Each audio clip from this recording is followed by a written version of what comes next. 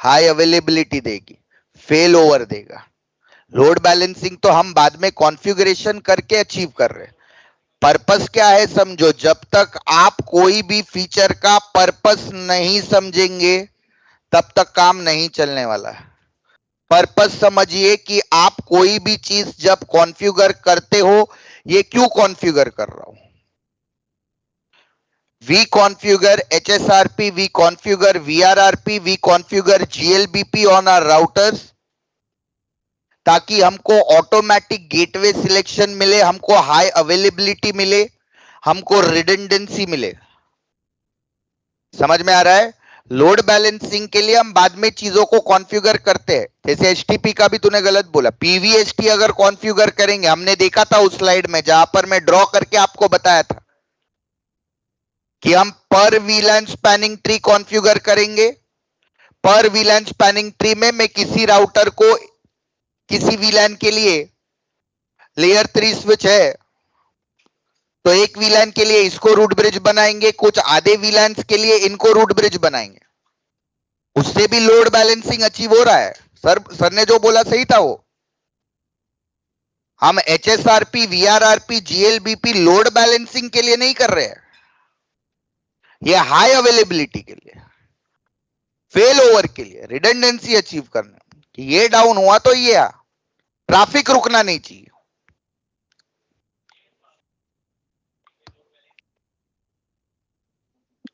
That is for GLBP. उसमें भी by default वो लोड बैलेंसिंग कर रहा है, लेकिन at the end of the day motive क्या है? हाई अवेलेबिलिटी है। जीएलबीपी भी तो कॉन्फ़िगर कर रहा है। जीएलबीपी क्या कर रहा है? सिर्फ बाय डिफॉल्ट आपको लोड बैलेंसिंग करा के दे रहा है, लेकिन तो जीएलबीपी भी क्यों कॉन्फ़िगर कर रहा है? ताकि ये डाउन हो जाए तो ये एक्टिव हो जाए। समझ रहा है? At the end of the day HSRP हो, वीआरआरपी हो, जीएलबीपी हो, इन सबको कॉन्फ़िगर करने का हमारा पर्पस क्या है? रिडंडेंसी अचीव करना, फेल ओवर अचीव करना। समझ में आ रहा है? सारे राउटर्स एक्टिव बने, ट्रैफिक का फ्लो रुकना नहीं चाहिए। समझ में आ रहा है?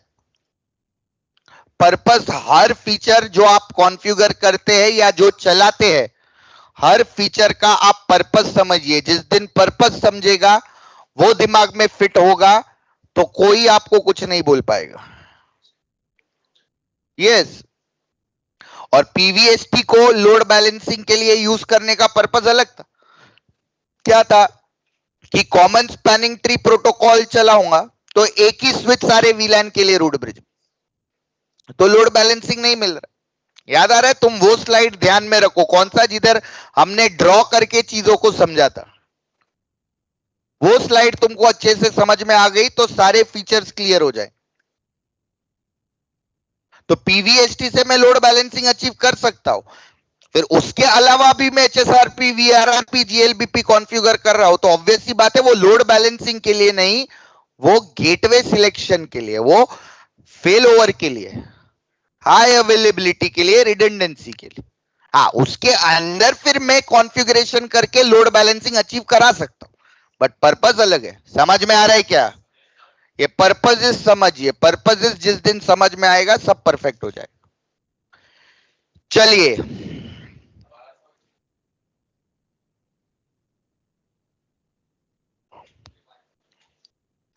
स्टूडेंट वर्क कनेक्ट कर, पासवर्ड बते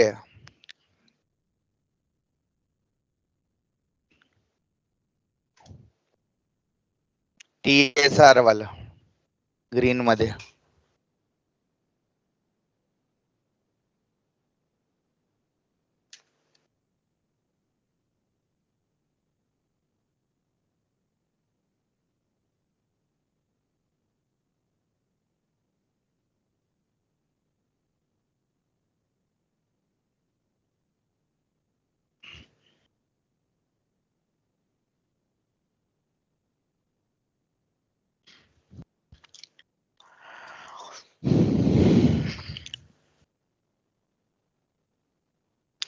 वही लैब नंबर 1 शुरू कर देना, सीडीपी वाला, उसी में मारेंगे सब।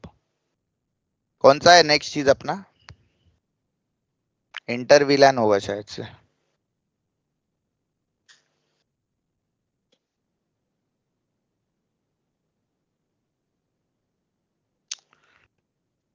सर को घर पे भी कभी आएंगे क्या मालूम।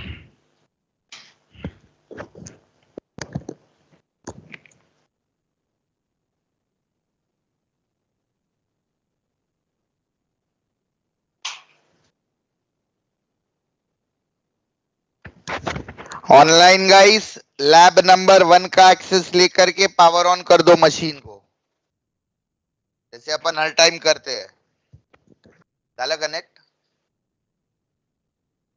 काय दाखवते?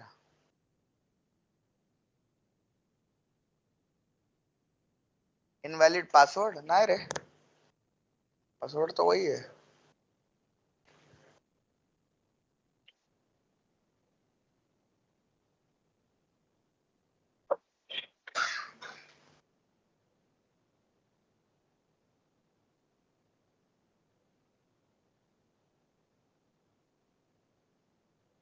हम्म।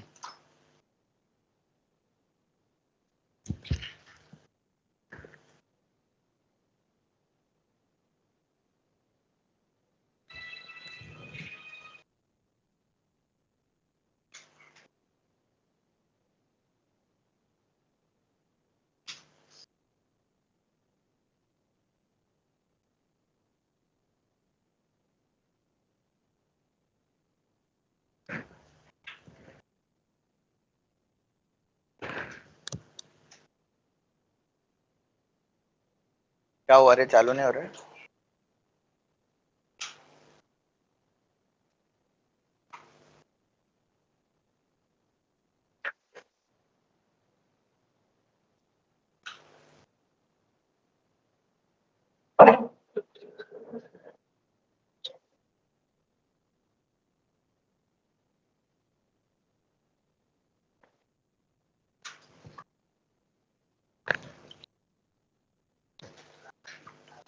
आया एक्सेस, आया सबका गाइस, लैब का एक्सेस ले लो सब लोग। वो जीएनएस के अंदर आपको जो स्विच मिलता है इनबिल्ट, वो फालतू स्विच है, वो अनमैनेजेबल स्विच देते हैं हम लोग आपको। अलग से जीएनएस के लिए अलग से राउटर, अलग से स्विचेस के इमेजेस लगेंगे, इंटरनेट से आपको डाउनलोड करने पड़ेंगे, डॉट बिन वाली फाइल होगी, समझ में आ रहा है? और फिर उसको तेरे को डीकंप्रेस वगैरह करके जीएनएस के अंदर डालना पड़ेगा, फिर तू उन स्विचेस राउटर्स को यूज कर। उसका स्विच वो अनमैनेजेबल है, उधर कोई कमांड नहीं चल।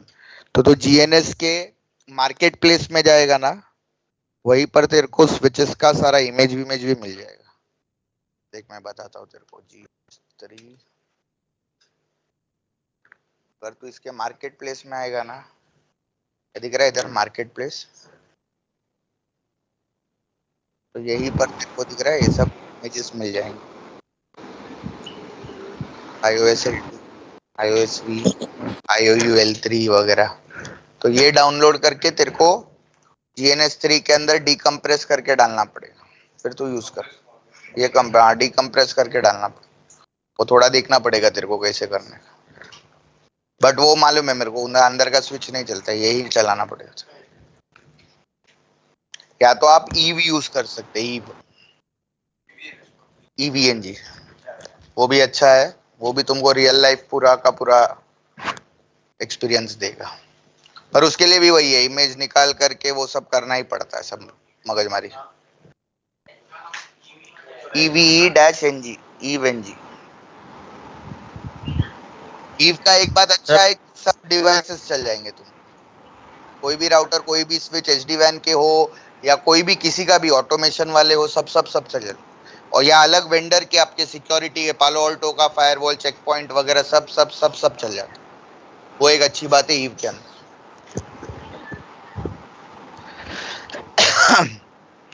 चलिए, आ गया एक्सेस लैब का सबको। चारों स्विच का एक्सेस ले लो, switch 1, switch 2, switch 3, switch 4 online guys. Pawan तेरा आया, क्या कर रहा है?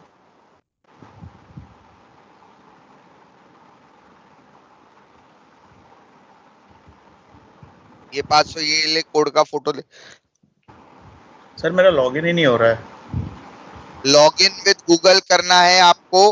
हाँ और वही कर रहा हूँ, log in with site Google जो करके आपने है, लास्ट टाइम यूज किया था। बट उससे नहीं हो रहा है सर, वो लॉग इन विद गूगल का ही पेज आ रहा है बार बार, रिफ्रेश अकाउंट करो सिलेक्ट कर। वही हो रहा है, लॉग इन विद गूगल ही बता रहा है हर बार। दूसरे पीसी पे भी ट्राई किया, क्या सेम बता बता रहा रहा है? है। वो लॉग इन गूगल बोलता है, अकाउंट सिलेक्ट करता हूँ, रजिस्टर्ड जो है आपके पास, हाँ, फिर वो वापस होम पेज पे लेके आ रहा है, लॉग इन विद गूगल ही बता रहा है। एक मिनट, क्या मैं देखता हूँ नंबर था यार इसका।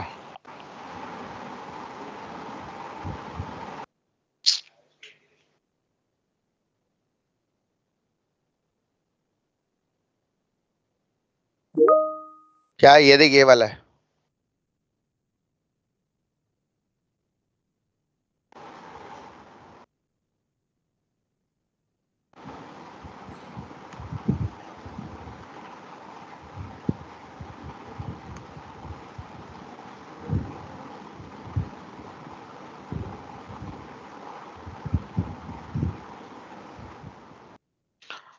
भावेश आया क्या तेरा?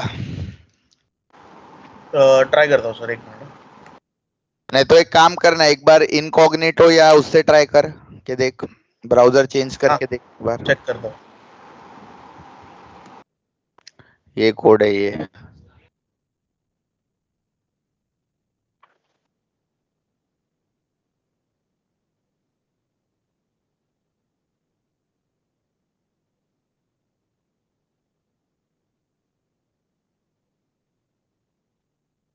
टेबलच आहे आता, आज पहिल्यांदा करतो ना तो. ना चालेल ते, वन टाइम यूजच आहे तो. एक बार अप्रूव हो गया तो बार बार डालने का.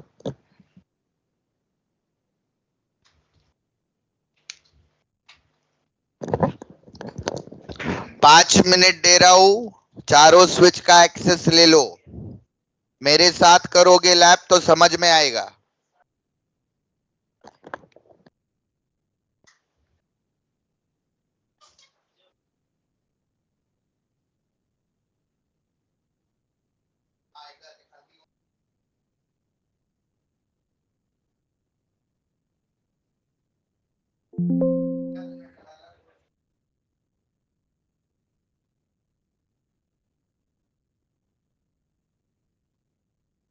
नहीं हुआ सर, इनकॉग्निटो पे भी हुआ same, log in with Google का ही ऑप्शन बार बार आ रहा है।